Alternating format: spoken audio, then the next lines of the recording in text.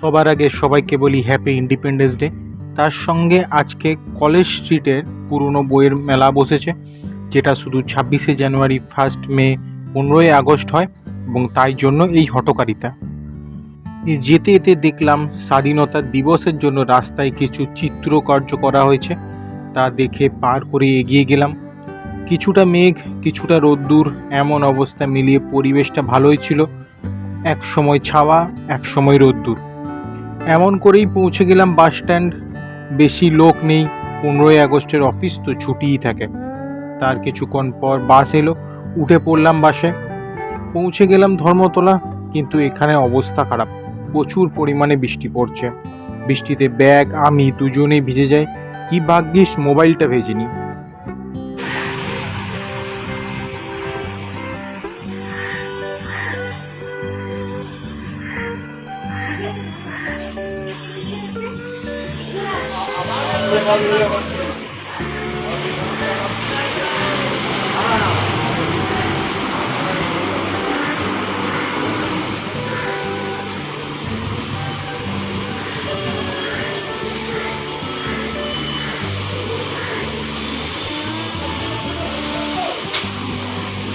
বৃষ্টি একটু কমতে হাঁটা দিলাম কলেজ স্ট্রিটের দিকে, কিন্তু আকাশে তখনও মেঘ ছিল।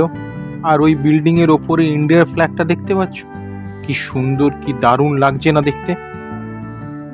আর একটু এগোতেই আবার বৃষ্টি চলে এলো, আবারও সেই একই ভিজে গেলাম।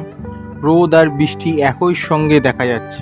বাচ্চাবেলায় শুনতাম এমন হওয়া মানে কুকুর বিড়ালের বিয়ে না কি এমন একটা ছিল, ঠিক মনে পড়ছে না। আবার বৃষ্টি থামতেই এগিয়ে গেলাম। বেশিরভাগ দোকানই বন্ধ, ছুটির দিন আজকে। ওখান থেকে রোড দিয়ে হেঁটে পৌঁছে গেলাম মেডিকেল কলেজের সামনে। মেডিকেল কলেজে শেষটায় দেখে মনে হচ্ছিল যে অতটা বৃষ্টি হয়নি। এমনিতেই বৃষ্টিতে ভিজে গেছিলাম, এখন আবার রোদ্রে অবস্থা খারাপ। আমি ছাতাও নিয়ে আসিনি।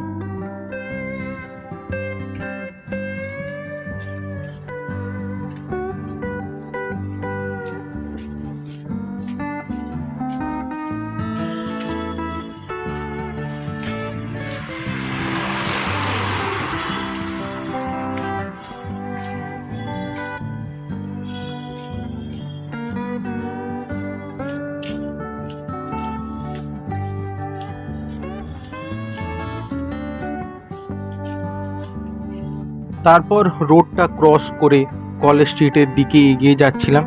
আমি তো ভাবছিলাম এত বৃষ্টি হলো, বইগুলো তো ফুটপাতে ফেলে বিক্রি করে, যেমন ইউটিউবে দেখেছি, সে তো পুরো ভিজে যাবে।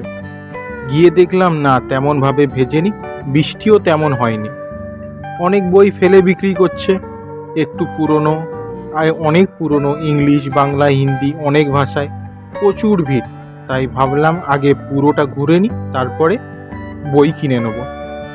আগে গিয়ে দেখলাম এ তো মুড়ি মুড়কির মতো বই ফেলে বিক্রি হচ্ছে। দেখতে পাচ্ছ তো, দাঁড়াও ফোনটা ঘুরে দেখাই।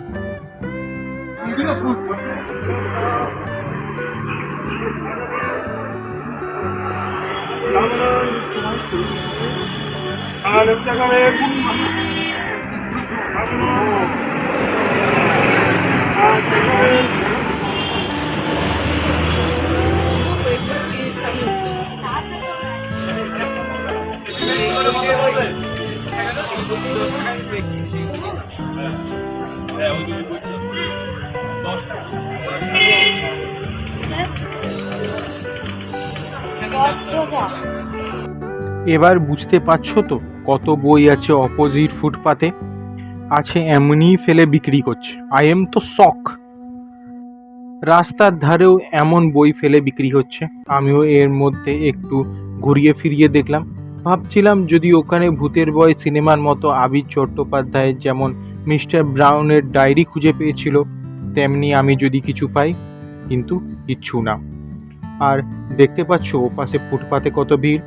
সামনে দিয়ে বেশ কয়েকটা বই ঘাঁটাঘাঁটি করলাম, প্রচণ্ড ভিড়।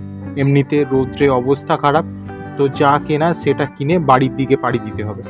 ভিড়ের মধ্যে রৌদ্রেতে অবস্থা খারাপ। পরের বার আসলে আর একটু তাড়াতাড়ি আসতে হবে, রাস্তাঘাট এমনিতেই ফাঁকা থাকে।